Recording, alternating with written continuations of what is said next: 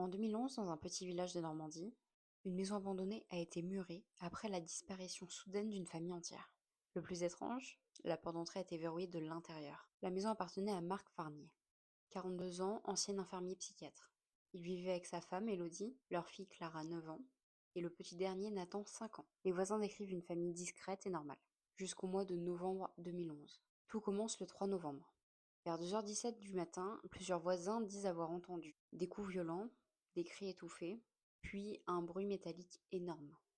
Mais quand les voisins sortent, plus rien. La maison est plongée dans le noir complet. Le lendemain, personne ne voit la famille. Les volets restent fermés. Et le chien des Verniers hurle sans jamais s'arrêter dans le jardin. Au bout de 3 jours, la police entre dans la maison. Ce qu'ils y découvrent n'a jamais été rendu public. Et un ancien gendarme m'a raconté quelques détails quelques années plus tard. D'après lui, la maison était parfaitement propre. Trop propre. Aucune trace de lutte, aucune trace de sang. Mais toutes les horloges de la maison étaient arrêtées à 2h17. Dans la chambre des enfants, Clara avait écrit quelque chose sur le mur en feutre noir. On descend chaque nuit. Les enquêteurs pensent d'abord à une mise en scène. Puis ils ouvrent la cave. La cave était vide, complètement vide. Au centre de la pièce, une vieille chaise tournée vers le mur. Et derrière cette chaise, des griffures, très hautes, comme si quelque chose avait essayé de sortir du mur lui-même. Le détail le plus troublant concerne Nathan, le petit garçon.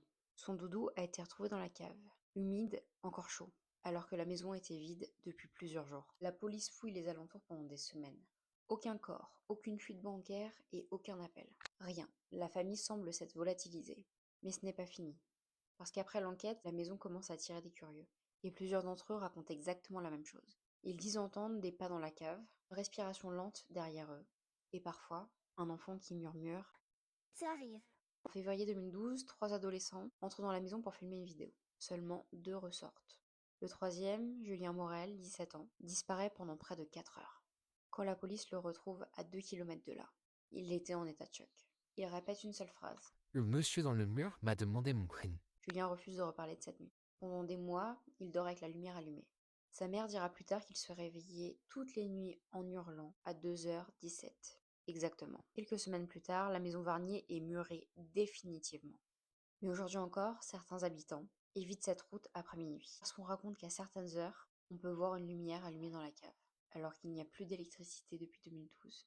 Et toi, tu serais rentré dans cette maison? Mets-moi en commentaire, on se retrouve demain à 22h et je t'invite aussi à t'abonner.